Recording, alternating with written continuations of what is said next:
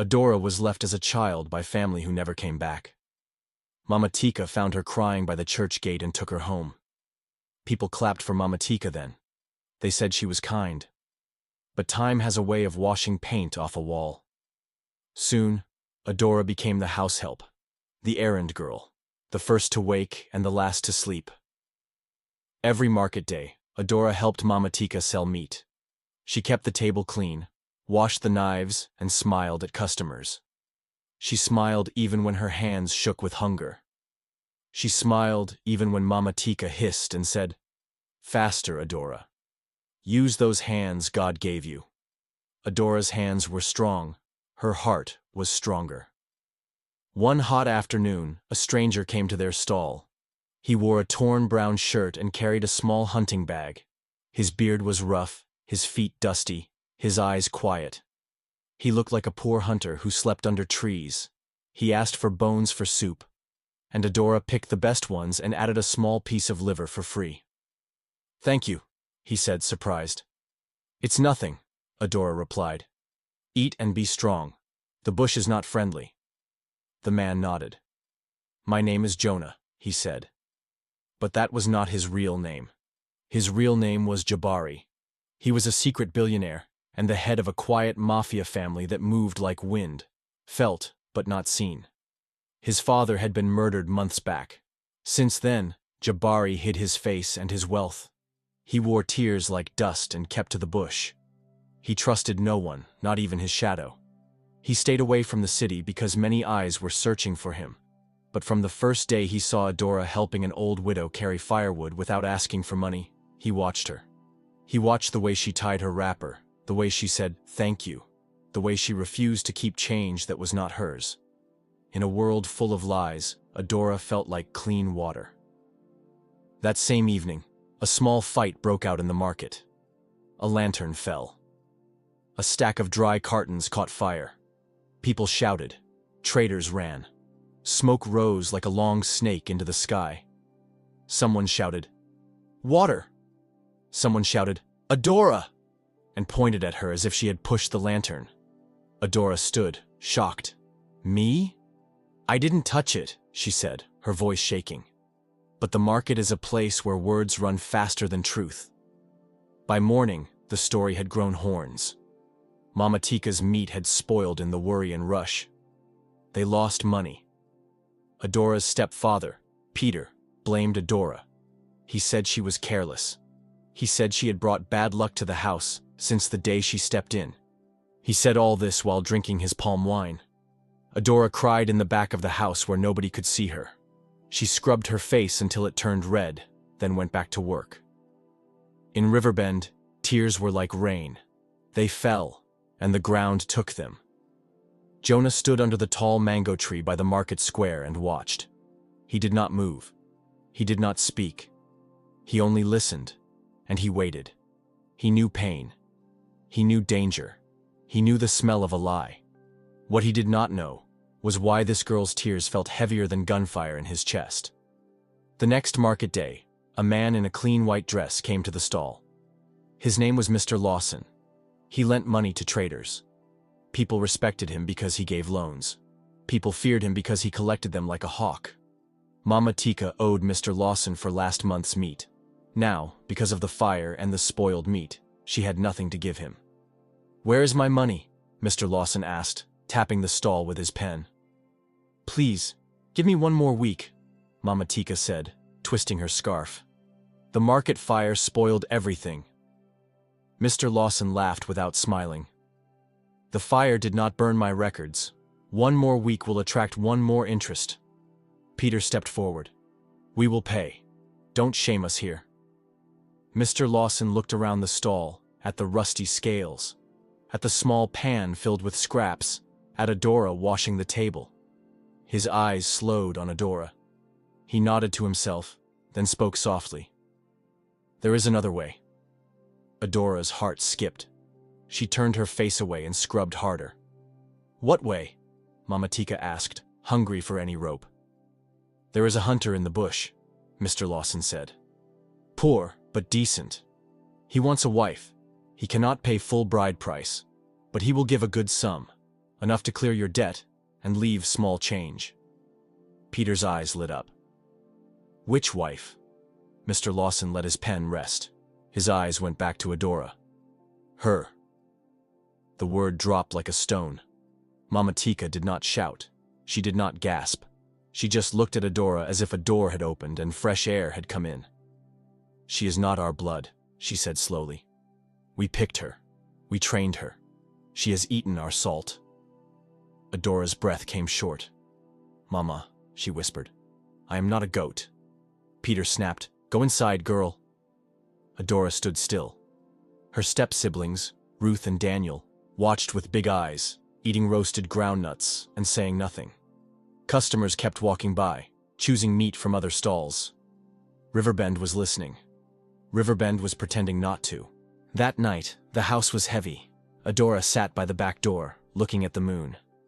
Adora thought of the day Mama Tika first brought her in and gave her Gary with milk. She thought of how she had run errands for the whole house. She thought of Ruth's fever she had cared for until morning, and Daniel's lost shoe she had found by the stream.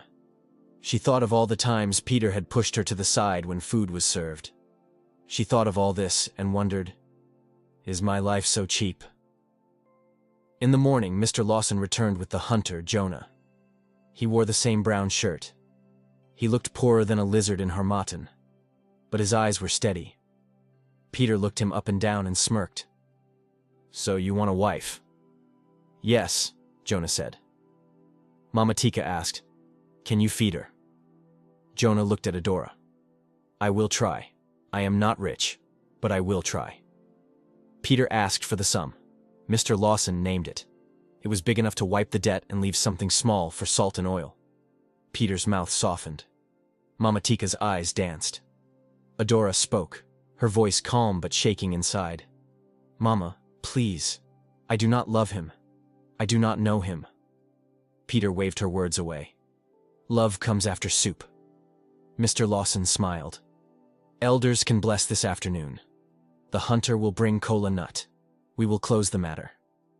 Adora looked at Mama Tika, searching for one drop of love. Mama, please. Mama Tika looked away. Go and pack your small bag, she said. Do not be stubborn. Adora's legs felt weak, but she walked. She had no fine clothes. She had no jewelry. She had a wrapper, one blouse, a small Bible, and a comb. She held them close and cried into the cloth so no one would hear. Outside, a drum started. It was not for joy. It was the drum of a deal. By noon, they gathered under the big Iroko tree beside the square. The elders came with walking sticks. The whole village came to watch. Peter grinned like a man who had just bought a new radio. Mama Tika tied a fresh headscarf and rubbed powder on her face. Adora stood apart, small and quiet, like a candle left in the sun. Jonah came with a small bag. He brought cola nut and dry gin for the elders. He bowed. He greeted well. He did not speak more than he needed to. The elders cracked the cola nut, prayed for peace, and took a sip. They asked questions. Do you, Jonah, accept this girl as your wife? Yes, he said. Do you, girl, accept this man as your husband? Adora opened her mouth, closed it, then spoke. No. A hush fell. Peter stepped forward. She is shy, he said quickly. She accepts. An elder frowned. A girl's mouth is her own. Mr. Lawson stepped in smooth. The family has spoken, elder. The girl is under their roof. They decide. The elder looked at Adora, his eyes soft. Child, he said gently. Do you have another house to go to? Adora swallowed. No, elder. He sighed. He turned to the group. Let us not keep the son waiting. Jonah opened his bag and brought out the money. It was wrapped in a clean cloth. Peter counted it twice. Mama Tika looked at the numbers and smiled inside her eyes. The elder spoke a blessing, short and tired. Someone tied a small red thread around Adora's wrist. A few women hummed a wedding tune, but their voices were thin. It did not sound like joy. It sounded like a door closing. Adora looked at Jonah. He watched her with quiet pain. He had expected her to hate him, and she did. But he also knew what she did not know. He knew that if he left her in that house, the debt would bite again. He knew that Mr. Lawson had other plans for girls like Adora. He knew enemies from the city had begun to sniff around Riverbend, asking about a man named Jabari. He was running out of time. When the sun softened, Jonah turned to Adora. "We must go," he said. "The bush road is long." Adora lifted her bag. She did not look back. She thought, "If I look back, my legs will fail me." They walked past the stream. They walked past the shrine where red cloths hung on a stick. They walked past the school field where boys still kicked a plastic ball and shouted her name and laughed. As night came closer, the road narrowed. Adora shivered. Jonah removed his old jacket and offered it to her. She refused. He did not push. After a while, he placed it gently over her shoulders without touching her skin. "Take it," he said. "The night is not your friend." She said nothing, but she did not remove the jacket. They reached a small hut he used when he hunted. There was a mat and a small stove. He set water to boil and opened a bag of Gary. He poured and stirred. He handed the cup to her with both hands, respectful. "Eat," he said. "You have not eaten since morning." She stared at the cup for a long time, then took a small sip. Tears touched the rim. "Why me?" she whispered. "Why did you choose me?" Jonah looked down. He could not say, "I am Jabari." He could not say, "I chose you, because you are the only person I have seen in years who did not worship money." He could not say, "I am hiding from men who killed my father, and if they find me now, they will finish the story." So he said the only safe thing. "Because you are kind," he answered, "and I will not harm you." From far away, a dog barked once, then again. Jonah's jaw tightened. He went to the door and peered into the trees. He saw nothing, but he felt eyes. He closed the door softly and sat near it. Adora watched him. "Who are you really?" she asked. Jonah met her eyes. "A man with many reasons," he said quietly. "I will tell you when it is safe." Adora turned away, hugging her knees. "I am not a goat," she whispered again, this time to herself. The hut listened. The night listened. And in the dark beyond the trees, two shadows paused, then slipped away to carry a message. "The hunter has taken a wife." The next morning, Adora woke to the sound of birds. For a moment she forgot where she was. Then she saw the small hut, the single mat, the hunting bag in the corner, and it all rushed back. She was married to a man she didn't know, taken from the only home she had ever known, whether that home had love or not. Jonah was outside sharpening his knife. When she stepped out, he looked up and handed her a cup of water. "Drink," he said. His voice was calm, but she could see he had not slept well. They needed to go to the stream for water, but the only path passed through the village square. Adora tied her wrapper tightly and followed him, but her heart pounded. She could feel it, eyes waiting, whispers sharpening. They had barely reached the market stalls when the first laughter came. "Look, the meat seller's stepdaughter finally found her match," a woman selling peppers shouted. Another added, "Hunter's wife! You'll be chasing rats for dinner soon." The women burst into laughter. Children ran beside them, singing, "Adora married the bushman. He will give her bush yam. She will wear no gold bangle, only raffia to dangle." Some women clicked their tongues and shook their heads. "Poor thing," they said, but their eyes were not kind. They were full of pity that cut deeper than insults. Adora kept her head down. She wanted to disappear into the ground. Jonah said nothing, but his grip on the water pot tightened until his knuckles whitened. One man, drunk from palm wine, shouted, "Hey, Hunter! Did you pay for her with rabbit skins or with monkey tails?" Laughter roared.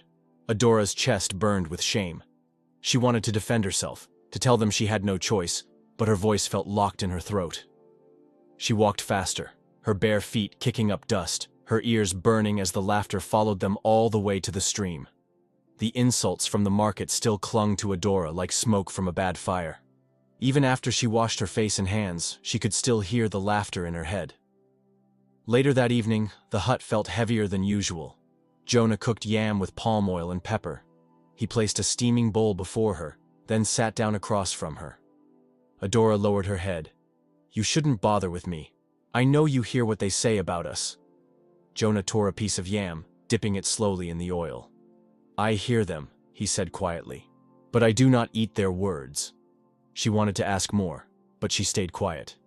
She was not used to a man serving her food. Even though it was simple yam, he placed it before her like it was gold. She took a small bite. Hunger wanted her to eat more, but pride kept her movements slow. When they finished, Jonah rose, took his hunting bag, and slung it over his shoulder. "Where are you going?" she asked.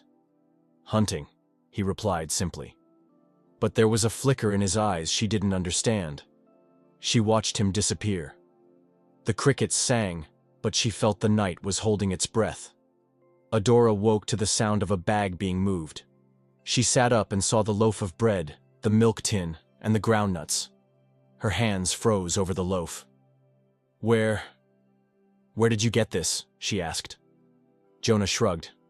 "I met a trader in the bush road. He owed me for skins I sold him." Adora didn't believe him entirely, but she didn't push. She took the bread and began slicing it carefully, as though it was a treasure. She poured a little milk into a cup, mixed it with water, and shared it between them. "You don't have to share," Jonah said. Her eyes met his. "We share what we have. That's the only way it will last." The words hung between them like a soft cloth, covering the small space they both called home. The next morning, Adora decided to go to the market to sell some of Jonah's rabbit meat. She thought maybe if she worked hard enough, they could afford palm oil and a little kerosene for the lamp. Jonah didn't like her going alone. "The market is not always safe," he warned. "I'll be fine," she insisted, tying her wrapper tightly. When she reached the market, she found an empty spot near the yam sellers and laid out the meat. For a while, people came and bought quietly. But then, a familiar voice rang out. "Well, look who's selling bush meat now!" Mama Tika's voice cut through the air like a knife. She was at her usual meat stall, with Ruth and Daniel helping her arrange the table. Ruth smirked. "Mama, is this not our old house girl? The one you gave to that hunter?" Daniel laughed loudly. "I told you she would be selling dead rats in no time." People began to gather, curious. Some laughed, others whispered. Mama Tika folded her arms. "Tell me, Adora, do you miss eating real meat? Or are you happy chewing bush bones?" Adora's hands trembled as she arranged the meat, pretending not to hear. But Ruth walked closer, her voice dripping with mockery. "Maybe she can't hear because her husband can't afford salt to season her ears." The laughter exploded. Adora's cheeks burned. Her throat tightened. She wanted to scream, but she knew any word from her would only feed them more. Then, without warning, a man in a dirty shirt walked up, pretending to buy. He waited until everyone was watching, then pushed her tray of meat to the ground. "Oops," he said sarcastically. "Looks like the hunter's wife can't even protect her goods." The crowd roared with laughter. Adora's knees weakened. She bent to gather the meat from the dust, her eyes stinging with tears. She heard Ruth's voice above the noise. "That's what happens when you marry nothing." She carried the dirty meat back to her mat, her hands shaking so hard she could barely tie the bag. Adora walked home from the market with heavy steps, her head down. The sound of their laughter was still ringing in her ears, the taste of humiliation still bitter on her tongue. She didn't know it, but she wasn't alone on that road. In the distance, a man in plain clothes followed quietly, keeping to the shadows. His name was Kamau. No one in Riverbend knew him, but he knew everyone. He was one of Jonah's men, sent to watch Adora every time she stepped out. She had never seen him, never guessed he was there, but Kamau had been following her for weeks. He saw the moment the man at the market shoved her tray of meat to the ground. He saw the look in Adora's eyes when she bent down to pick it up, hands trembling, cheeks wet with shame. He saw the crowd laughing like they were watching a play. Kamau's jaw tightened, but he stayed in the shadows until she was home. That evening, when Jonah slipped away from the hut, Kamau was already waiting at their hidden meeting spot in the bush. "It happened again," Kamau said. Jonah's eyes darkened. "Tell me." The man selling palm wine. He pushed her goods to the ground. The crowd laughed. She walked home in tears. Jonah's grip on his knife tightened. Where is he now? In the lower part of the village, drinking. Jonah's voice was cold. Make sure he never raises his hand to her, or any woman, again. Kamau nodded. Understood. By morning, the palm wine seller was gone. No one knew where. Some said he had run away in the night. Others whispered he had been attacked by spirits on his way home. It should have ended there. But Riverbend was a place where gossip traveled faster than truth. The story twisted as it moved from ear to ear. Have you noticed? A woman selling tomatoes whispered. The man insulted Adora, and the next day he disappeared. Another woman crossed herself. And the meat seller's scale was destroyed last week after she mocked Adora. Is that not strange? She is not just the hunter's wife, they said. She is a witch. They say she curses those who offend her. Better stay away from her stall unless you want your roof to fall in. By the time Adora returned to the market that week, the air around her had changed. Women moved their baskets when she walked past. Customers who once stopped to greet her now crossed to the other side of the road. Even the old yam seller, Mama Neni, who had always been kind, avoided her eyes. She sat with her small tray of meat, but no one came near. The space around her felt like an invisible wall. The only sounds were the whispers she wasn't supposed to hear. That's her.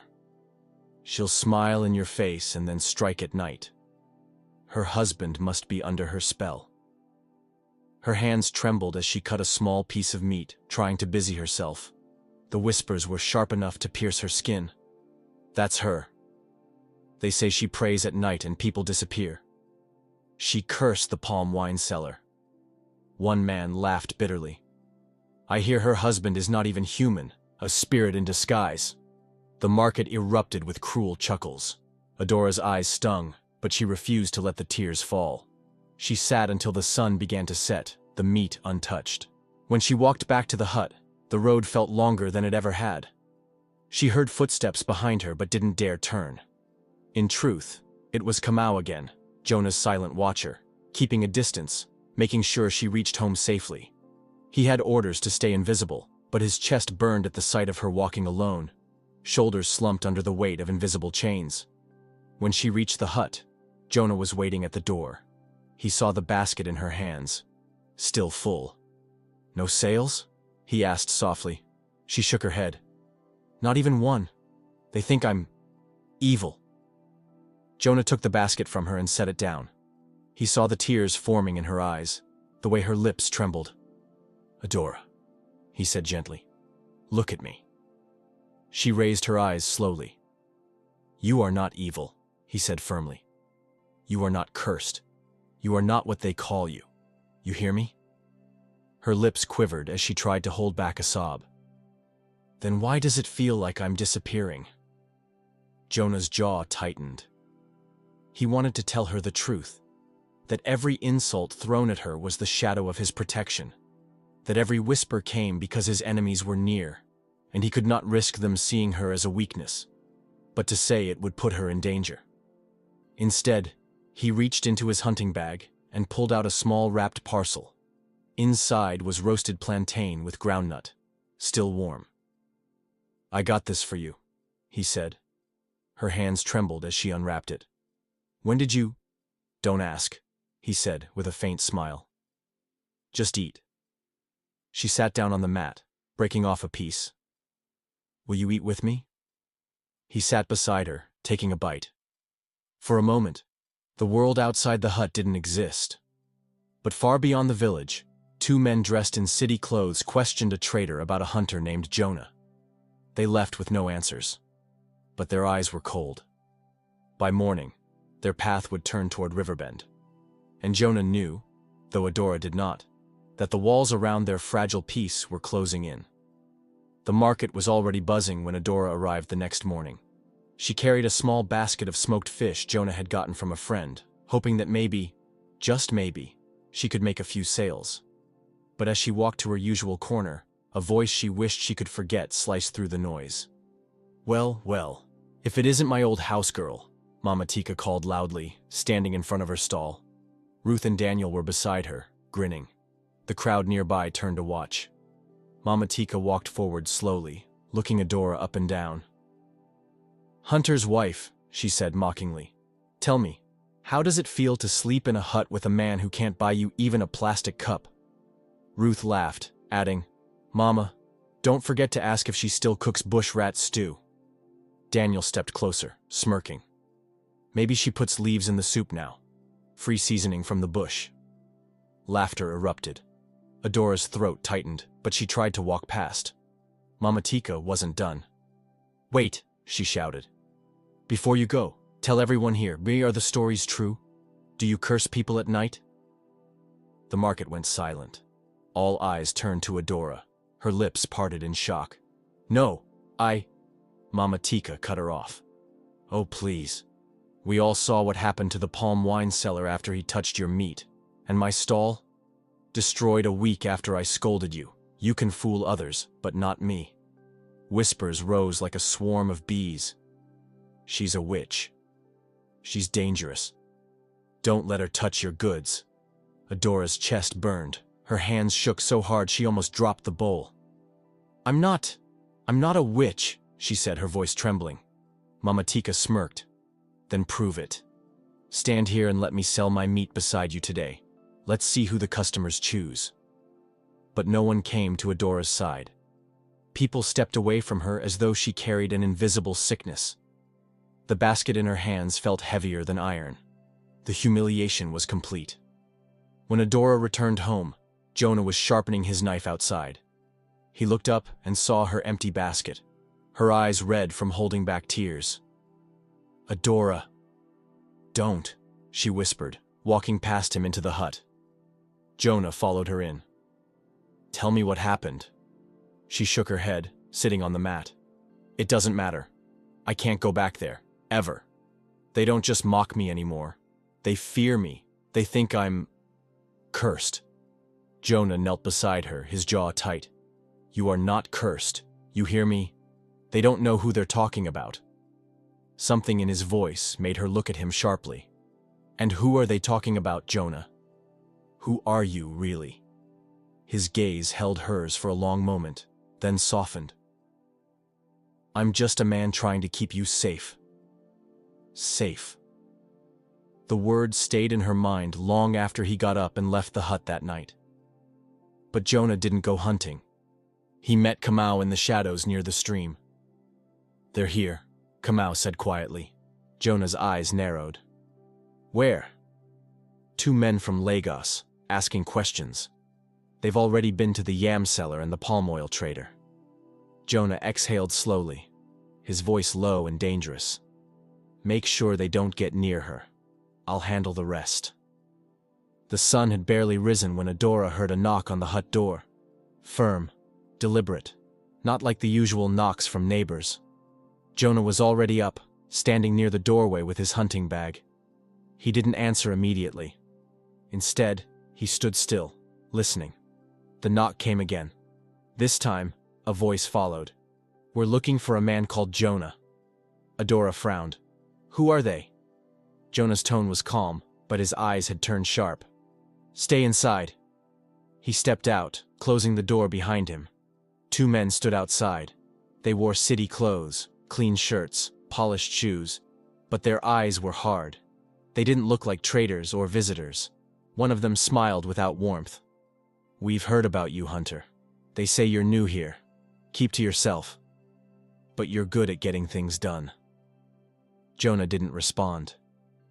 The second man's smile faded. "We're looking for someone. Name's Jabari. We know he's here. We know he's hiding." Inside the hut, Adora strained to hear, the unfamiliar name echoing in her mind. Jonah's voice was flat. "Never heard of him." The first man stepped closer. "If you see him, tell him the debt for his father's life isn't paid yet." Something in Jonah's eyes flickered. Rage, quickly buried. "I don't deal in other people's debts," he said evenly. The men stared at him for a moment longer, then turned and walked away. Jonah stood there watching them until they disappeared down the path. Only then did he re-enter the hut. "They were looking for someone else," he said, as if brushing off a minor event. "Nothing to worry about." But Adora wasn't convinced. You looked like you knew them." Jonah picked up his hunting knife and avoided her eyes. "I don't know anyone like that." The next market day was hotter than usual. Adora hadn't wanted to go, but Jonah insisted she take some meat to try and sell. "It will keep you busy," he said gently, pressing the small bowl into her hands. She didn't tell him she already knew no one would buy from her. When she reached the market, the whispers began immediately. "There she is, the hunter's witch. Keep your eyes on your goods."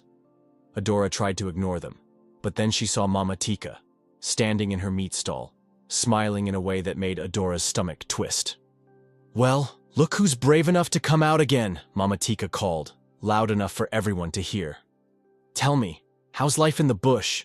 Or have you started casting spells on your husband too?" Laughter rippled through the crowd. Ruth added from behind the stall, "Careful, Mama. If you insult her, she might make your roof collapse." A few market women giggled, covering their mouths. Adora gripped her bowl tighter and turned to leave, but before she could, two men stepped into her path. Her breath caught. It was them. The strangers from the other day. They looked around, making sure everyone was watching. Then one of them smiled cruelly. "We're just here to ask a question. Where's your husband?" Adora's heart thudded. "He's hunting," she said quietly. The man tilted his head. "Funny. For a hunter, he seems to know more about city business than bush traps." The other leaned closer, his voice dripping with threat. "Maybe you should tell him his old friends are still waiting." Mama Tika stepped forward, curiosity in her eyes. "Old friends? What are you talking about?" The first man smirked. "Let's just say your hunter isn't exactly who you all think he is." Gasps spread through the crowd. Whispers started immediately. "Did you hear that? He's hiding something. No wonder she's so strange." Adora's pulse raced. "Leave me alone," she said, her voice shaking. The man laughed. "Or what? Will your magic make me disappear too?" The crowd burst into mocking laughter again. Someone in the back shouted, "Careful, before she turns you into a goat." Before Adora could speak, a shadow fell over her. Jonah was there, silent, deadly still. His presence sucked the laughter out of the air. He didn't look at Adora first. His eyes locked on the two strangers, cold and unblinking. "You're far from home," he said slowly. One of the men's smirk faltered. "We're just here to talk." "You talked," Jonah cut in, his voice low but carrying enough weight to silence the market. "Now leave." The other man stepped forward, testing him. "Or what?" Jonah didn't answer. Instead, he took one slow step forward. The entire crowd instinctively stepped back, even those not involved. It was the kind of movement that carried unspoken authority, the kind that came from someone who had commanded fear before. The strangers exchanged a quick glance, then turned and walked away without another word.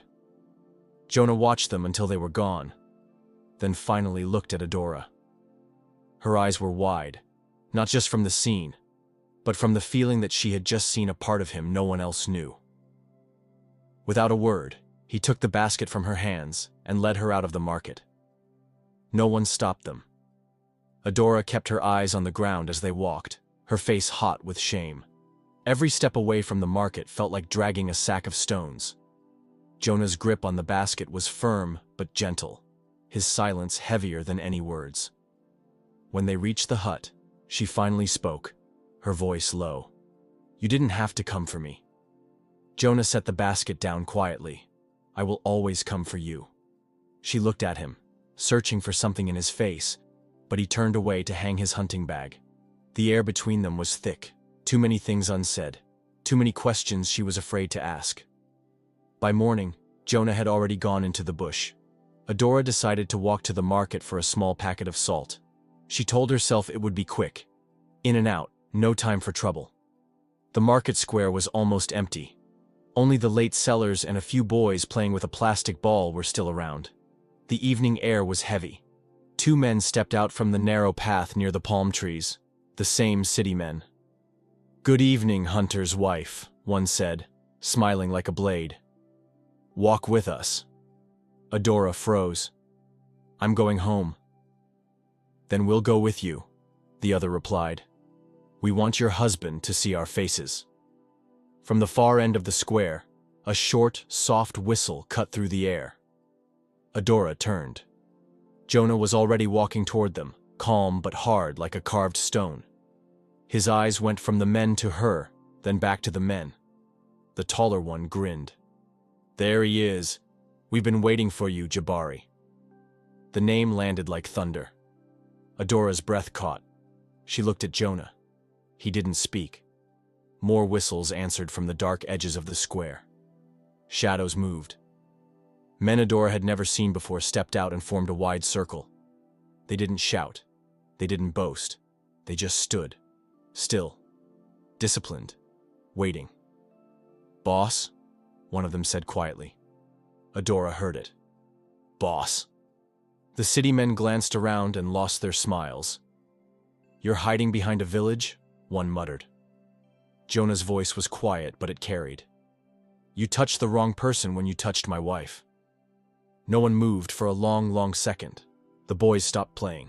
Even the lantern flames seemed to hold their breath. Then the shorter city man tried to bluff. "This isn't your city, Jabari. You don't give orders here." Jonah took one slow step forward. The circle of his men tightened by a hair. "Leave Riverbend tonight," he said, "and never come near her again." The taller man's jaw jumped. He stared at Jonah, measured the men around him, then spat in the dust and backed away. "This isn't over." "It is," Jonah said. "For your sake." They left. The circle opened. The shadows melted. The square looked normal again, but nothing was normal. Adora was shaking. "Jabari?" she whispered. "Who are you?" Jonah looked at her, pain sitting heavy in his eyes. "Let's go home," he said softly. Inside the hut, the lamp burned low. Jonah sat by the door, as always, but his shoulders looked tired in a way she had never seen. "My real name is Jabari," he said at last. "My father was killed months ago. I inherited our family's work. It's not clean. It's not simple. People are after me. I hid here so eyes would leave me, so I could set a trap for the ones who killed him." Adora's throat tightened. "So you bought me to hide better?" His eyes closed. "At first, yes. I needed a quiet life, a wife, a roof, a routine that made me look small. I told myself it was to keep danger away. I told myself it would protect you too." She stared at him, hurt rising like hot water. "You chose me because I was easy to move. Because I was poor. Because no one would ask questions." "I chose you because you were kind," he said, voice breaking. "Because I saw you give bones and liver to a stranger.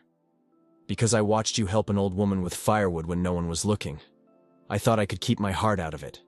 He swallowed. "I failed. I started to wait for your steps outside the hut. I started to think of what you would eat before I thought of myself. I started to breathe easier when you smiled. It stopped being a plan." Adora shook her head as tears spilled. "You should have told me. I wanted to be part of whatever plan my husband had. You turned me into a cover. You left me in the dark while people called me a witch. You let me carry shame alone." "I was trying to carry the danger alone," he said. "I thought silence was safety." "Silence felt like betrayal," she answered. She stood up, grabbed her wrapper, and walked out. Jonah didn't block the door. He just stood too, as if something inside him had become very old. "Adora," he said, "please don't walk the night roads." She didn't answer. She walked. The village was quiet. She sat on the flat stone by the river, and finally let everything out. Every insult, every empty day at the market, every small kindness that had confused her. She cried until her body shook. She cried until her chest hurt. Behind the trees, Kamal watched from a distance and did nothing. Those were his orders now. Keep the road clear, but let her choose. Footsteps came, soft where familiar. Adora, Jonah said gently. Don't, she whispered. I gave you my trust. You returned it with a plan. He sat a little distance from her, not touching, not reaching. You are right to be angry, he said. You are right to walk away. I deserve your silence. She turned to him with wet eyes. Then why did you follow me? Because even if you hate me, he said, I still must keep you safe. Something in her vision blurred. She opened her mouth to answer, but the world tilted. The stone slid away. She fell. Adora! Jonah caught her before her head struck the rock. He lifted her easily, heart banging like a drum. Kamau! He called without turning his head. The truck. Now. They drove to the town hospital. The tires ate the road. Jonah held her hand the whole way, whispering her name like a prayer. In the emergency room, a nurse checked her pulse, her breathing. A doctor came with gentle hands and calm eyes. Stress, he said after the first tests. Exhaustion. And she's pregnant. Jonah's breath left him. Pregnant? The doctor nodded. She needs rest, food, peace. Jonah sat by the bed through the night. He watched her sleep, and for the first time since his father died, he cried. Not loud, not long, just enough to wash the dust from his pride. When Adora woke, the room was soft and quiet. Jonah stood at the window talking into a small phone with his back turned. Not near the village, he said, low and firm. Shut down the route, block the port, pay the families we owe. If they come again, we end it clean. No fire in Riverbend, do you hear me? No fear near her. This ends now. He ended the call and turned. Their eyes met. How long was I out? She asked, voice small. Since last night. She looked at his face. It was tired but open. The doctor? Stress, he said softly. And we're having a baby. Her hand flew to her belly. A sob came out and turned into a laugh that broke in the middle. A baby? If you still want me near you, he whispered. She stared at him for a long moment. Did you settle what you needed to settle? He nodded. By the time you leave this bed, it will be done. I will not bring fear into your house again. I cannot change how we started. I can change everything after. Tell me everything, she said. He did. He told her about his father's murder, the vow he made over the grave, the people who depended on him, the debts he had paid in secret for traitors in the city, the men who called him boss, and the nights he sat by the hut door like a guard dog with a broken heart. He told her about the first day he saw her, the liver she added to a bone bag, the way he had said, thank you, and felt it scratch his throat like truth. He told her about every loaf of bread, every salted fish, every quiet apology he didn't know how to speak. When he finished, silence filled the room. Machines hummed. A bird tapped the window once. Adora wiped her face. You should have trusted me, she said. But I hear you. Can I earn you? He asked. She looked at her belly, then at him. Start by never lying to me again. I swear, he said. She nodded. Then sit. Hold my hand. We will face the morning together. Weeks later, when the doctor discharged her, Riverbend saw a day it would never forget. They remarried, properly, openly, in the field by the big Iroko. Drummers came from 3 towns. Elders sat under canopies. Women danced in wrappers that flashed like water. Jabari did not hide. He paid the bride price in full and then doubled it for the poor widows of the village. He asked for forgiveness where his silence had caused harm. At the gate of the hall, Mama Tika, Peter, Ruth, and Daniel arrived late, dressed like guests of honor. The guards at the entrance stood very straight. We're family, Mama Tika said, chin high. Open the gate. Your names are not on the list, the guard replied. We raised her, Peter snapped. The guard's voice did not move. You sold her. They were denied entry. The drum did not stop. The food did not pause. Inside, Adora's hand trembled in Jabari's palm. After the wedding, he moved her to the city. The mansion was wide and bright, with tall trees, a long fence, and guards on quiet patrol. There were cameras, but there were also roses. There were heavy doors, but there was also laughter. Adora did not change her heart. At night, Jabari walked the halls like a man who had finally put down a load. He still had work, but he drew a line around their home and called it peace. When their baby came, a girl with warm brown eyes and a sweet, stubborn mouth, they named her Hope.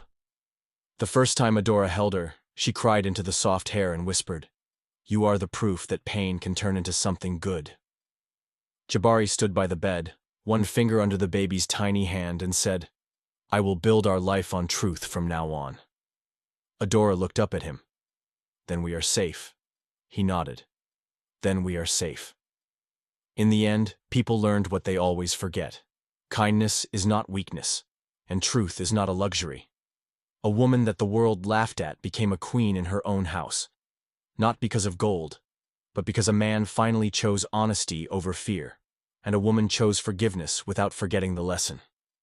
And whenever the wind passed the stream at night, it sounded like a promise kept.